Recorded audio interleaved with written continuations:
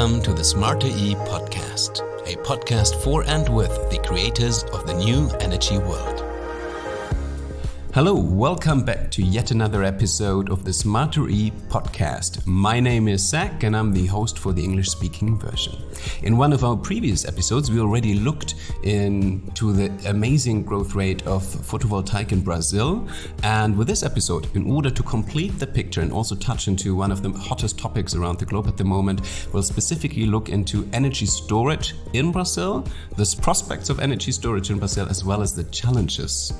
And as a guest, I'm very happy to welcome Markus Vlasits. He's been active in the energy market and the solar market for years already, and recently has specialized in the storage topic, realizing that storage really is such a complex topic that it needs full dedication. And for this, he's also actually launched or founded his own company, a project development and investment company focused on energy storage and renewable energies based out of Sao Paulo, called NewCharge Energy, of which he's currently the managing director. Welcome. Zach, thank you for having me. It's great to be around. Wonderful. I'm very much looking forward to your input because what we're actually going to have a look into with energy storage is not only is it one of the hottest topics around the globe, and we want to look what role it plays in Brazil, but specifically also, for example, at the relevance for the different stakeholders in Brazil, its key applications within the Brazilian market. And you'll also learn if you are a company from abroad looking to either invest in Brazil or to get active in Brazil, what are the challenges that you might be facing? May it be, for example, a sharp depreciation, but of course also the competition with, on the one hand, local suppliers and maybe even low-cost manufacturers from China. And we'll also might touch upon the differences, for example, in the regulation between the European market and the Brazilian market. Before we start, however, a quick shout out to our partner for this episode, BYD, one of the global leaders dedicated to a complete solution of solar module plus energy storage systems. BYD is committed to reaching grid parity for solar power by leveraging its technological innovation strengths. Based on core technology of iron lithium phosphate batteries and mature energy control systems, BYD has developed a series of battery storage products in the application fields of energy storage. Wonderful. Having said that, let's have a go at the questions, Markus. Just maybe as an overall picture for people who are not familiar with the Brazilian market, Brazil is the third largest consumer of electric energy in the Americas. And during the past decades, consumption of electric energy has grown at a compound annual growth rate of nearly 3% and still has room to grow. So maybe first up, can you give us a glimpse of what is happening in the renewable energy markets and how the status of energy storage looks like at the moment? Absolutely. And you're right in saying that renewable energy is a very interesting and very dynamic market down here in Brazil.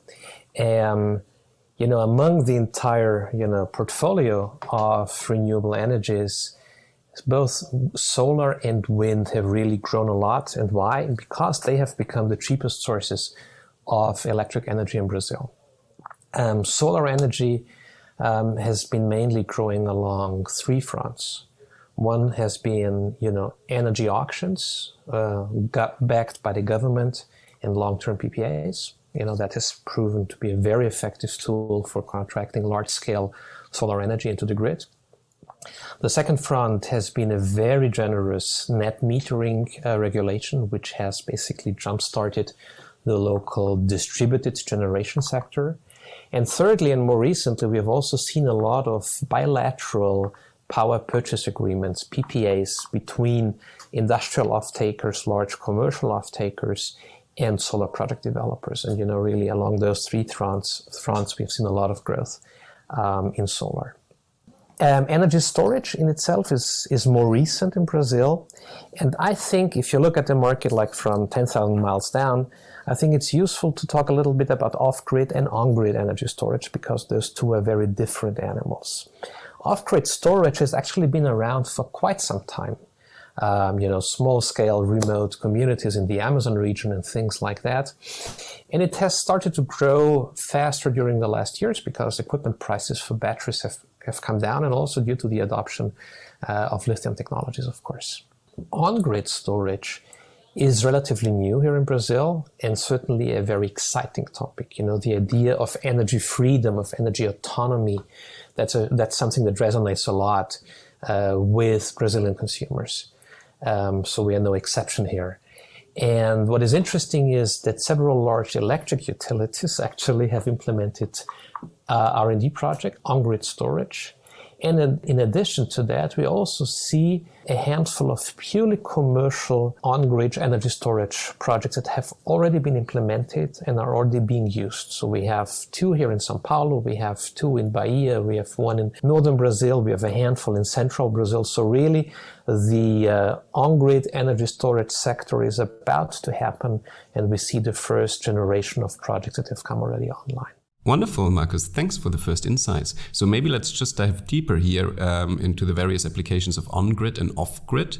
Which key functionalities of energy storage systems do you see for Brazilian users? Well, look, for off-grid, it really is the substitution of diesel generation by solar energy plus storage. And in that area, we're not only talking about remote communities in the Amazon region, we're also talking about things like large-scale farming, mining operations, and infrastructure facilities in general. Farms, for instance, tend to have a very high energy costs for things like off-grid irrigation. Mines also rely heavily on expensive diesel gensets for remote operations. And since Brazil is such a large country, sometimes you end up spending more diesel to transport fuel to a certain location by truck or by boat than you actually burn in your diesel gensets at that location. So for all of those operations, solar plus storage really becomes a compelling proposition to substitute or at least to reduce the use of diesel gensets. When we talk about on-grid, we are basically talking about peak shaving and demand management. So the classical behind-the-meter applications that we also know very well from the US, from Germany, from other countries. And what makes these applications particularly interesting is the fact that in some regions in Brazil, we really have very significant changes between peak and off-peak rates for C&I, so commercial and industrial customers. In some cases, we see pricing deltas between peak and off-peak of more than 40 euro cents per kilowatt hours. Demand charges also tend to be very expensive, sometimes north of 5 to 6 euros per kilowatt. So there is really an interesting price delta to exploit. And another thing that is really, gaining a lot of interest is the fact that in many areas in Brazil, especially outside the big urban centers like São Paulo or Rio, grid stability tends to be relatively low. So, in many smaller places, it's totally normal to have 3, 4, 5, 6 power outages per month that you spend a couple of hours without electricity.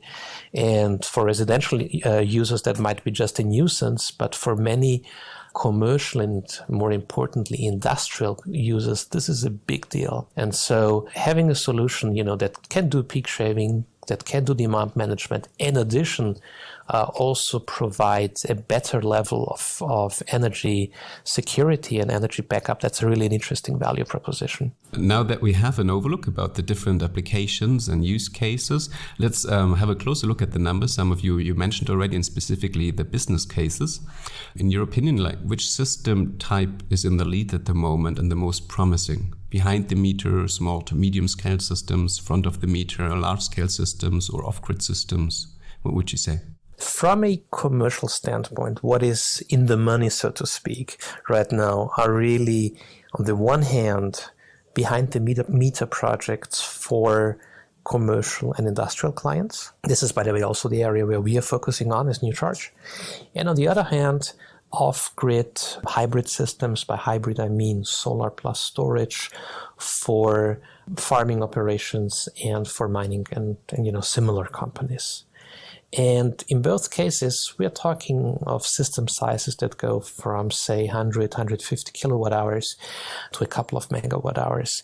We don't yet have the market for the very small residential stuff, and I'll talk about that in a minute. And we also don't yet have the market for really large-scale energy storage, things like, systems in front of the meter, that would provide ancillary services or other types of services to the grid. When we talk about residential, for example, or small scale, I think that is a market that will become very, very promising in the medium term, but right now it's still a little bit dormant. And the reason for that is simply that all low voltage consumers, so that includes both residential and small scale commercial, they pay a flat energy rate today. So, you pay X reais or centavos of the real per kilowatt hour, regardless of whether you're using your energy in the morning, in the afternoon, in the evening, and you're also not paying any demand charges. That will change in the near future, because more likely than not, that flat pricing scheme is going to be replaced by something which we call a binomial tariff. And by that we mean a pricing system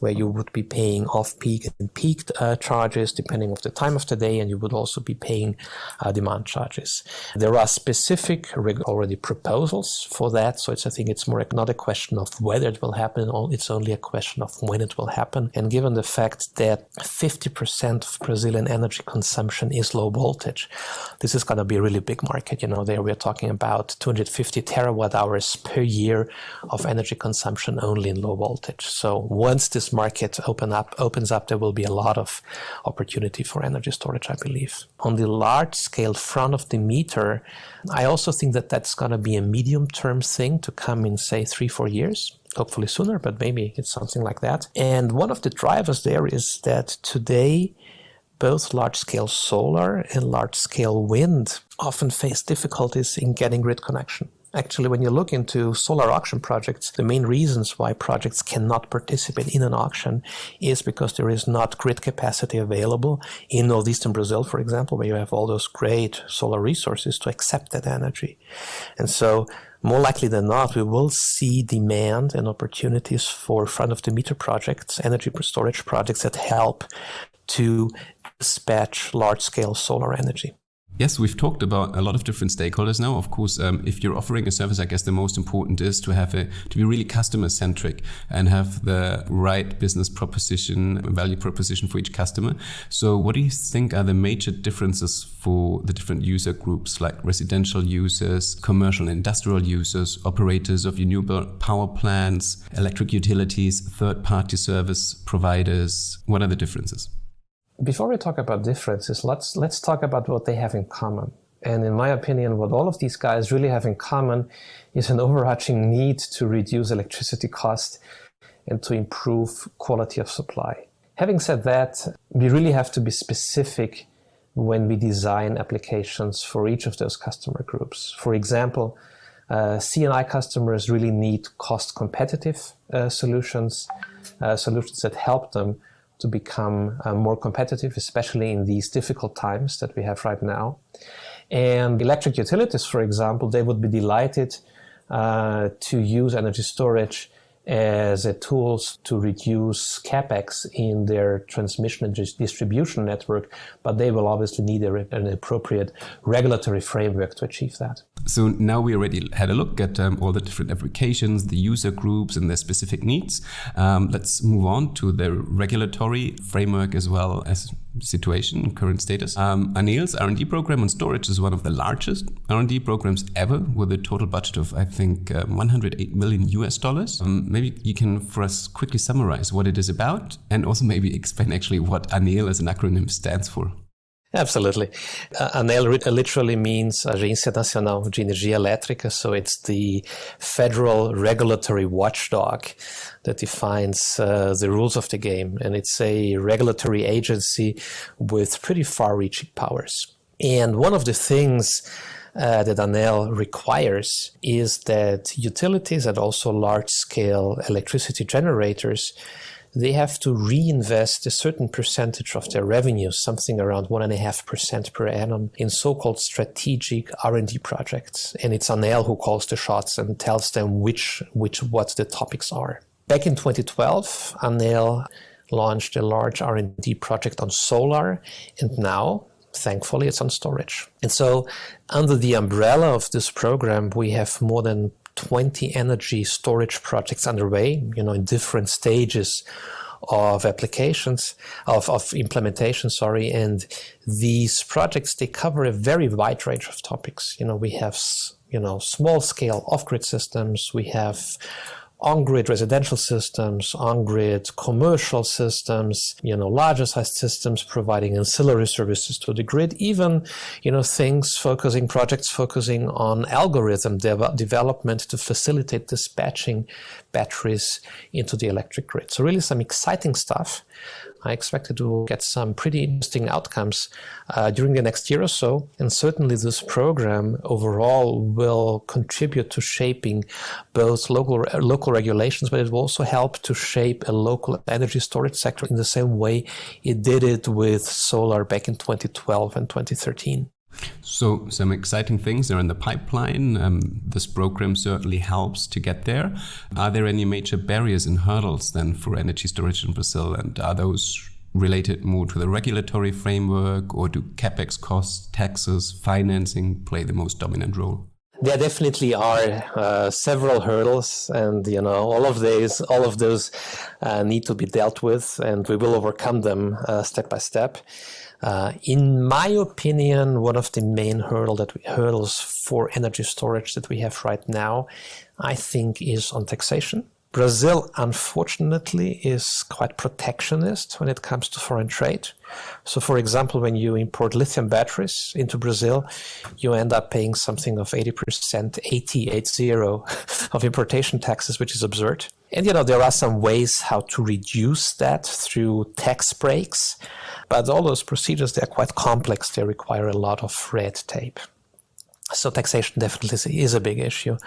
Regulation also is an issue. I think in Brazil, like anywhere in the world, regulation always lags behind reality. I think that is less of an issue for off-grid and for behind-the-meter projects, because those naturally do not interfere or interfere very little with the electricity grid. But front-of-the-meter projects, for example, projects, providing ancillary services to the grid and getting, compensated for that, they obviously will require very specific regulation. We are working on that. For example, within the Solar Association, AB Solar, we have a working group, and we are developing a blueprint on energy storage regulation, and this is just one of the things that need to be done to catch up. Regulation obviously is a big and complex topic, sometimes even an issue. If you're entering the market as a foreign company, what are the most important differences, for example, between Brazil and the European market, the EU? That's a great question. I think comparing Brazil to the EU, you see that there is a fundamental difference in the underlying growth drivers for energy storage. Because from what I can tell, at least, demand for energy storage in Brazil is driven by a couple of factors. One, the desire to decarbonize the energy sector as a whole. Second, the difficulty to accommodate large portions of intermittent renewable energy into the grid. And also, in places like Germany, for example, the fact that feeding solar energy into the grid is no longer really attractive. And, all of those reasons, all of those growth drivers would not apply to Brazil, because Brazil is still generating more than 60% of its electric energy from hydropower. So at least technically speaking, the generation mix is much greener than what would you have in Europe. And so the entire topic of reducing CO2 emissions, unfortunately, I should say, is considered to be less relevant here in Brazil than it is in Europe. And also, the current version of the Brazilian net metering regulation for solar is really generous. And so, people don't perceive the need to have energy storage as a means to enhance their solar projects, because they can use the grid as a virtual battery. So this means that storage projects, they are only viable to the extent that they can really contribute to reducing electricity cost and to improving quality of supply. Those are the two big topics, and from a business perspective, it's really as simple as that. And fortunately, equipment prices have reached a level where we can do that, where energy storage projects are in the money and we can generate value by deploying energy storage. Do you have some recommendations for either European players who want to enter the energy storage market in Brazil, or players who have so far based their business model on the European framework? So yeah, I mean, doing business in Brazil is not easy, and I guess anyone who is following the news recently can easily understand why that is the case, But what is really interesting about Brazil, especially when we talk about the energy sector, is the following. Once the conditions are right, demand for new technologies, they literally explode and markets grow very, very quickly. And we have seen that with wind 10 to 15 years ago. And we see it with solar right now. Solar is growing through the roof, and I have no doubt that, within a couple of years, Brazil will be among the top 5 solar countries. And also what helps is that the Brazilian energy sector has traditionally received a lot of foreign investment. So it is a sector that is pretty open and where regulation and other important things have been shaped in a way that they are, at least acceptable to international investors. When we talk about energy storage, we clearly see that projects are becoming economically viable, that things are coming into the money. And I think right now is really the right moment to develop a position in energy storage in Brazil, because the ingredients that we will need for a takeoff in the next couple of years, they're coming into the place. Prices are coming down, regulation will evolve, electricity prices will grow a lot, especially in the post-COVID area. So what you need is a little bit of patience, certainly good nerves, that always helps in Brazil. But as I said, I think right now is the right moment to start building a position in energy storage in this country. Okay, it's a good moment to actually enter the market to build a position. If we look at already into what's the good news of now, here and now. So economically, solar and energy storage systems usually have to compete with diesel generation in Brazil. So for which applications is solar and energy storage already nowadays competitive with diesel generation? We definitely see that being competitive in farming, mining, and other industrial applications that are far away from the grid. The example that I've cited earlier, irrigation. You have vast stretches of land in Brazil that need to be irrigated to grow soybeans and cotton and what you have. And many of those places really spend a lot of money in getting diesel to the consumption point and then burning that diesel in gensets. So those would be the applications where you really can add value. One of our projects, for example, is for a small airport, cargo airport, somewhere in the middle of nowhere. We have run the numbers, and what we have seen is that our solution, solar plus storage, can be about 10 to 15% less expensive than diesel. And it will save the user a lot of headache, because operating diesel 24/7 is a very maintenance-intensive business, and taking away that pain of maintenance by having a solar system and a battery attached to it is a great thing. Thanks a lot, Markus. So it's time to wrap it up here. From what I understood, when you enter the Brazilian market, first of all, you need to bring a lot of patience to deal with the market mechanisms, the regulatory framework. However, it seems like there are some favorable regulations in place that you can count on. Also, there seem to be some very interesting off-grid cases. Just maybe be aware that, for example, when you're used to the European market, that the energy mix in Brazil already looks quite different, because there's a big part of renewable energies. So that is a different picture you're looking at. And one of the things you certainly should check out is ANEL, their programs. And of course, you can get in touch with Markus. So Markus, for what kind of challenges or projects should people approach you? We love to partner with suppliers. We also love to partner with investors who understand that energy storage is a very interesting asset class within the spectrum of the electric sector.